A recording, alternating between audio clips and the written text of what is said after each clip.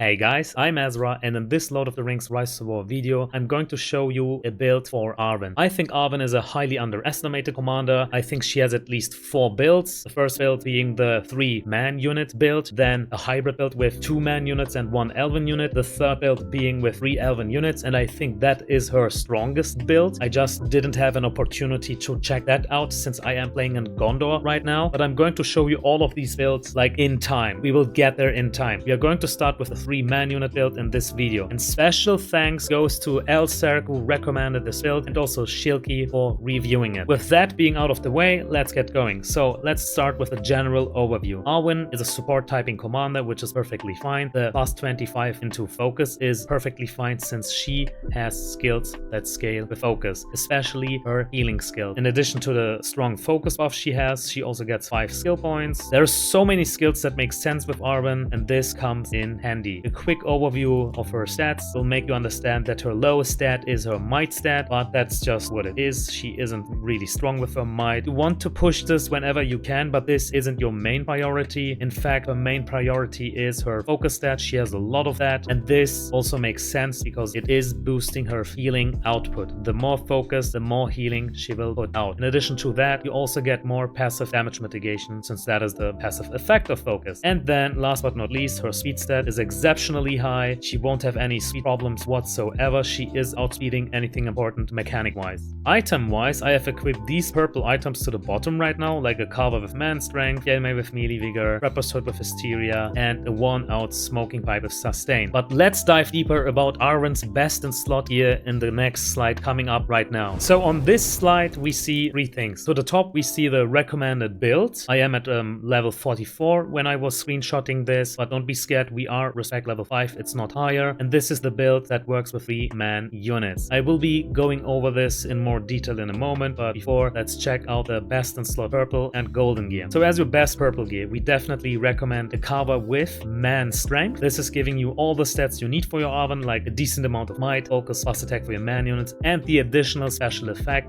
man strength, boosting the damage of all your man units. As best in slot armor, you can go with the scale mail with melee vigor. Again, all the great stats, but sometimes you need to cover focus damage. Arwen unfortunately has no elemental damage coverage whatsoever, be it poison damage, focus damage, or fire damage. All of those types is scary against her, but the worst one is fire damage. A Witch King will always win a fight against Arwen, especially considering that she can't equip a superior Gorbag with fire protection. That is the strongest damage against her in this build. As a second useful chess piece, I recommend the Quilted Armor with focus protection whenever you are fighting against something focus heavy. Let's say, how about Galadriel, or Gandalf the White, or King of the Dead with Oathbreakers, or Oathbreakers in general. In that case, she has at least focus protection with this armor. Next up are the headpieces, and here you have 2 choices. The first one being the Trapper's hood with hysteria, or the Horseman's helm with resolve. You are going to run an army that is consisting of a lot of sharpshooters. In that case, just go with the Trapper's hood. But if you are fearing falling victim to madness, in that case, you have a fallback plan being the resolve effect over here. And as her best accessories, she does have a few options over here. I think generally speaking, the best one is the smoking pipe with sustain. It's giving you lots of self-sustain. The focus is also boosting the healing of your other healing abilities. And then you have the Hiflane with Bane of Orcs, just because all the stats are nice. Also the plus 3 HP is something your infantry units will benefit a lot from. But sometimes you need to cover her suit, and you can give her pursuit with the Elven Harp and Hunter's Mark. So I like that she has various use cases with her accessories. She covers various situations, but unfortunately fire damage, elemental damage in general is her weakness. And then having a look at her best in slot golden gear, we don't have a lot to choose from. It is pretty straightforward. As your best in slot weapon, you want to have a Noldor sword with Might of Soldiers, but I don't believe that there is a big difference between the Noldor sword and the Carver. Like, man strength is giving you just a 9% boost to your man units, while the Noldor sword is giving, I think it was 12% when max refined.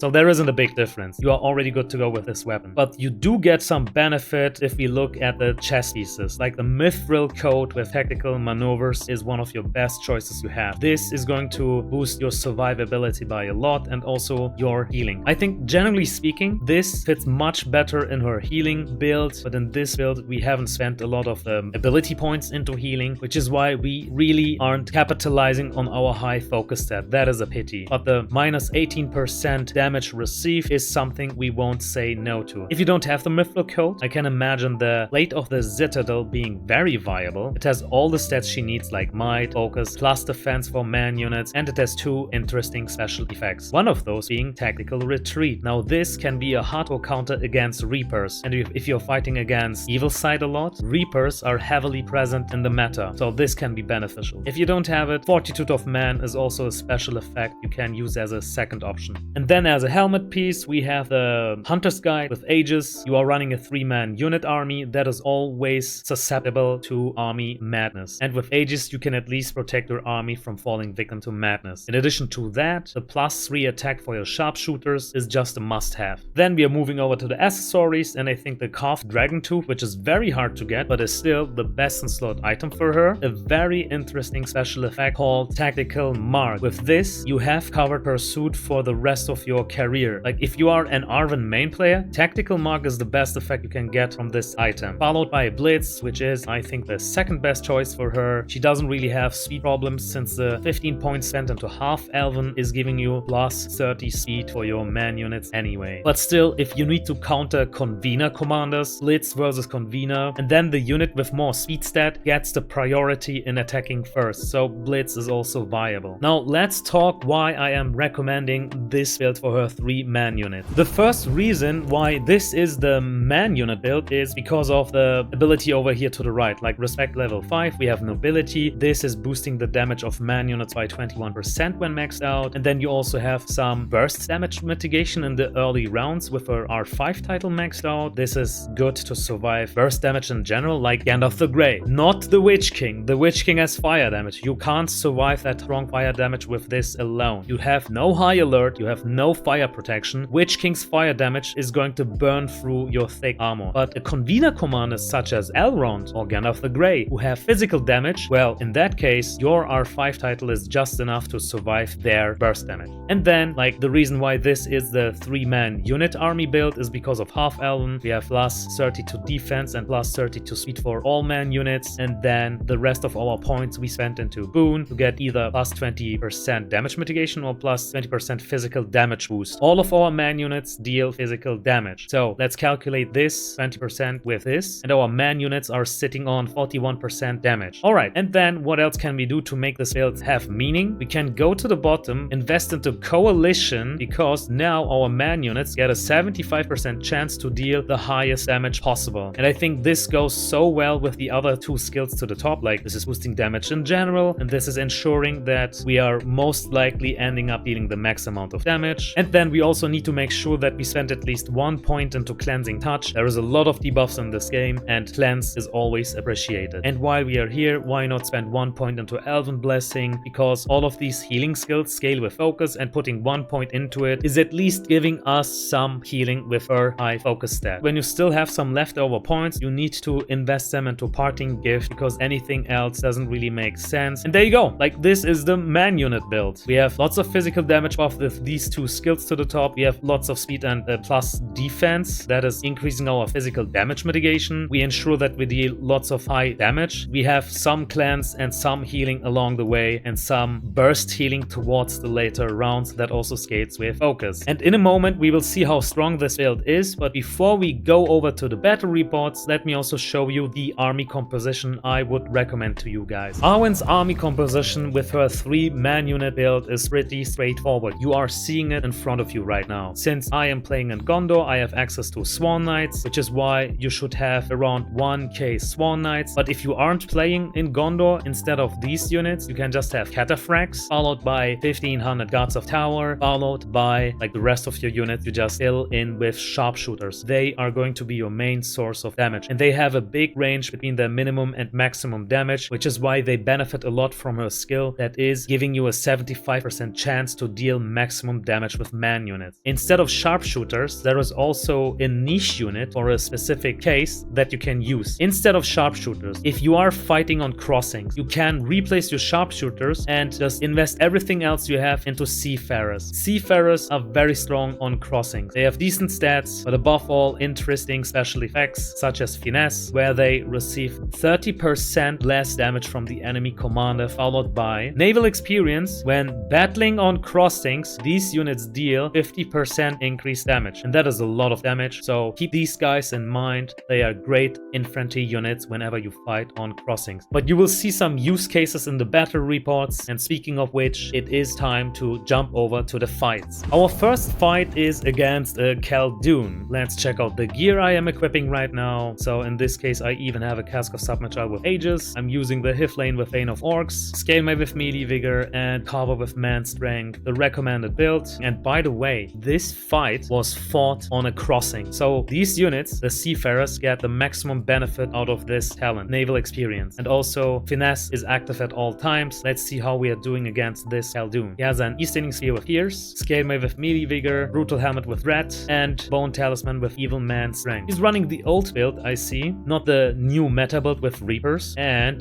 this is the outcome. It's a draw, but a draw a bit in our favor. Let's see what the snapshot page shows us. We have done around 200k damage, and we have received almost 110k damage. In the detailed view, our Seafarers did around 130k-ish damage. That is not really great, and our healing output is at 30k healing. So I'm not really convinced from this build. I must admit that Arwen's best use case is against good side players, not really against evil side, but considering that fact, she is kind of holding her ground. This isn't what Arwen specializes in. She is a great tiler, not a great PvPer against evil side commanders. That is not what she does good. She is good against good side. And here is another fight against Khaldoon. Let's see what gear we have right now. So I have swapped my Hiflane with Worn-Out Smoking Pipe. That makes sense, since against Khaldoon, I don't need the Bane of Orcs. He has 3-man units only. That makes much more sense. But it is the same build. Once more, we are fighting on crossings. Once more, we have the Seafarers in our army. Let's check out Khaldoon's gear. It's a Battle Axe with Melee Might, Scalemail with Gallant, Full Hand with Melee Vigor, Drums of Moria with Haste of Soldiers. And let's see what build he has. He has maxed out his top R0 tree because of Hunt Down. That is great. He also maxed out his Respect 5 tree and made sure to have Tribal Tactics active. Alright, so this troop composition makes a lot of sense against Arwen. I am worried about the Corsairs since they have fire damage, and fire damage is one of Arwen's biggest weaknesses. And here you see that this Khaldoon is doing a great job in punishing Arwen's weakness. In the snapshot page, we have done around 170k-ish damage while having received almost 250k damage. So we have lost this fight even when battling on crossings. In the detailed view, we have done only 125k damage with Seafarers, and our healing output is just a bit higher, being 35k than compared to the last fight. Here we are fighting against the Gorbag player. Let's see what gear we have equipped. Unfortunately, we didn't equip the Hiflane with Bane of Orcs. Instead, we have the Smoking Pipe with Sustain. That is just generally good, but I think we could have countered Gorbag much harder with Bane of Orcs. But yeah, let's check out what Gorbag has to offer. He has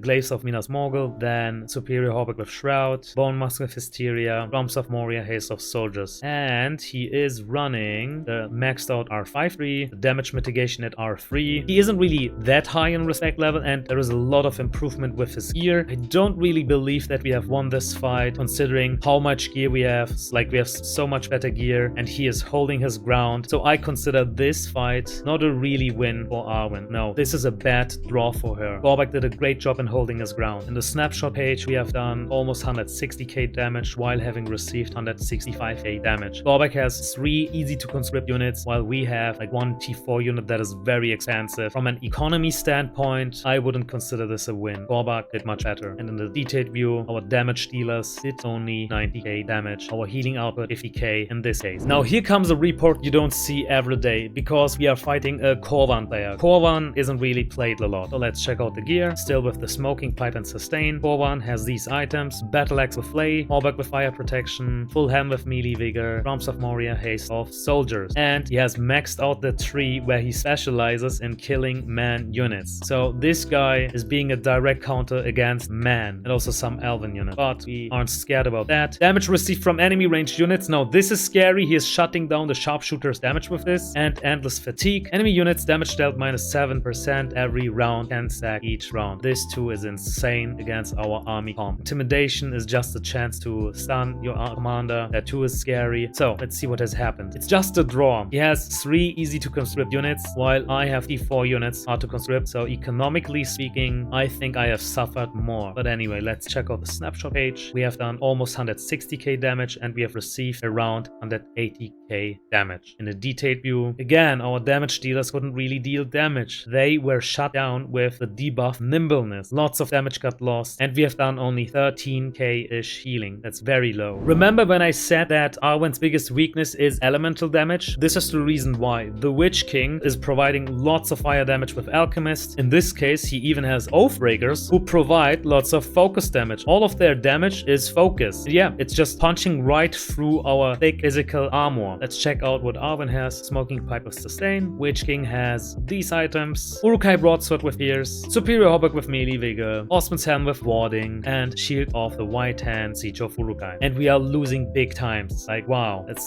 see what the snapshot page has to show. We have done only 125k-ish damage, and we have received a lot. Almost 270k damage. In the detailed view, sharpshooters almost did 100k damage, and our Swan Knights got wiped out completely along with our Guards of the Tower, and only 26k healing. This is going to be my last report, and as you see, Witch King once more totally destroyed us. In this case, he didn't even have Oathbreakers. Instead, he has Mountain Trolls protecting his Alchemist, so Alchemist can deal even more fire damage, and it worked. Let's see what Arwen has. Still the Smoking Pipe of Sustain. Witch King has Battle Axe with Lay, Hauberk with Shroud, and Cask with Aegis. Drums of Moria with Haste of Soldiers. We have lost this fight. It was fought on a crossing. We have Seafarers, and still their damage wasn't enough to protect us from this outcome. Look at this. In the snapshot page, we have done 125k damage while having received almost 300k damage. In the detailed view, again, our tanks got wiped out completely, and not even our Seafarers survived long enough to deal more than 100k damage. Only 12k-ish healing. And this is why I'm saying that the Witch King is Arwen's worst enemy. You should enjoy her very carefully. She is good in tiling, she is good in fighting good side, but unfortunately she's just mediocre at best when fighting evil side in her 3-man unit build. Remember guys, I'm going to bring you more guides about Arwen. She has at least 3 to 4 builds. Let me summarize again. 3-man unit build, then the hybrid army build with 2 elven units and 1-man unit in her army, then a full 3 elven unit army build, and a focus damage build. I'm going to bring more guides out about her various builds in time. This was just the start. This was her 3-man unit build. And that's it for today. If you enjoyed this one, let me know by leaving a like, consider subscribing, share the video, and that way you help Uncle Azra a lot in pushing his YouTube channel. And that being said, I see you guys next time.